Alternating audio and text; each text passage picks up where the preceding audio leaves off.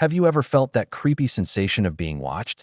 That prickly feeling on the back of your neck when you're home alone? What if that feeling wasn't just in your head? What if someone was actually watching you, learning your habits, and turning your safe haven into a living nightmare? Today, we're diving into a story that feels like it was ripped straight from a real-life horror movie. This is the bone-chilling tale behind the 2014 film, The Watcher. Our story begins with a young, newlywed couple, Allie and Mike. Like many young couples, they're full of dreams and excitement as they move into their first home together. It's a beautiful house, the kind you see in magazines, perfect for starting a family, perfect for building a future. The neighborhood is quiet, the neighbors seem friendly, and everything feels perfect. Almost too perfect. They unpack their boxes, hang their pictures, and start to settle into what they believe will be their happily ever after. But their dream is about to curdle into a waking nightmare. Shortly after moving in, strange things begin to happen. It starts subtly. A misplaced object here, an odd noise there. They brush it off at first. New houses make strange sounds, right? Maybe they're just tired from the move. But the unsettling incidents escalate. They hear footsteps when no one else is home. Doors creak open on their own. The feeling of being watched becomes a constant, oppressive presence. It's no longer just a feeling. It's a certainty. Someone is in their house. The couple starts to suspect they're not alone. They install security cameras, hoping to catch the intruder to prove they aren't going crazy. And that's when they see him. On the camera feed, a shadowy figure moves through their home at night. This isn't a ghost or a poltergeist. This is a real person. A man, who they later learn is known only as the Raven, has been living in their crawl space, their attic, their walls. He moves through the hidden passages of the house, observing their every move, listening to their every conversation. Imagine the sheer terror. The person you're trying to keep out is already inside. He knows when you sleep, what you eat, what you talk about. He is a silent, unseen roommate from hell. Allie and Mike's dream home has become their prison, a cage where they are the exhibits and the Raven is the spectator. The film masterfully builds this tension, making you, the viewer, feel just as vulnerable and exposed as the couple. You start to question every shadow in your own home. The Raven isn't your typical slasher villain. He doesn't wield a knife or a chainsaw. His weapon is psychological. He preys on their fear, their sense of security, and their sanity. He leaves small, disturbing tokens for them to find.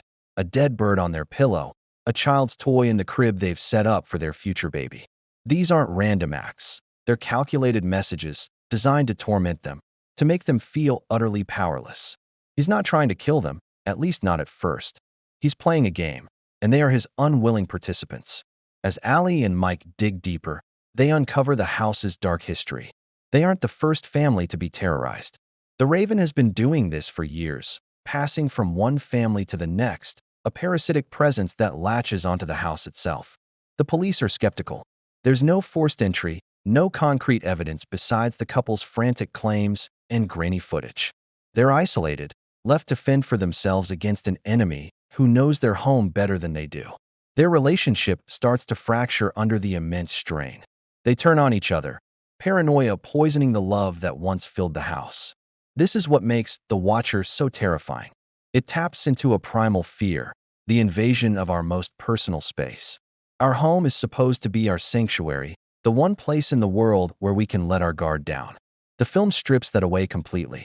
The horror isn't about jump scares. It's about the slow-burning dread, the psychological unraveling of its characters.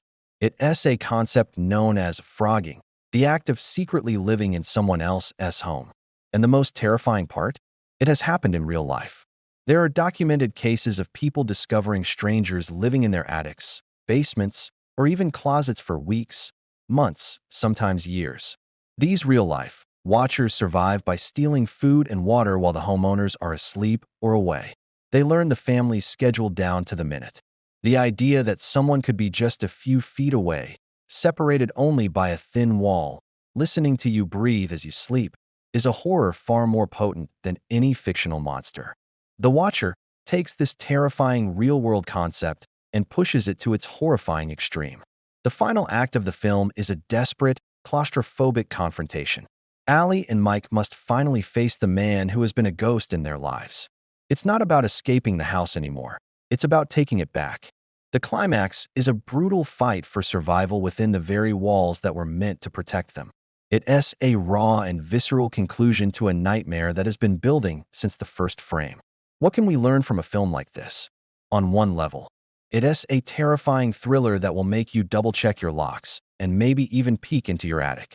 But on a deeper level, it's a story about the fragility of safety and the psychological impact of fear. It shows how easily our sense of security can be shattered and how a threat we say and see can be the most damaging of all. The film doesn't just want to scare you. It wants to get under your skin and stay there long after the credits roll. It makes you wonder, doesn't it? How well do you really know your own home? Are there any hidden corners or forgotten spaces? It's a chilling thought. The true horror of The Watcher is its plausibility.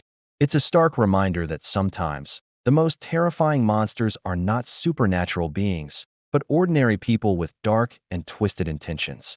And the scariest place isn't a haunted graveyard or a deserted asylum. It could be the very house you're sitting in right now. So what do you think? Could you handle knowing someone was secretly living in your home? What would you do? Let me know your thoughts down in the comments.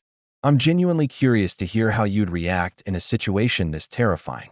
If you enjoyed this deep dive into real-life horror, make sure to hit that like button and subscribe for more content that explores the chilling side of reality. Thanks for watching, and try to sleep well tonight.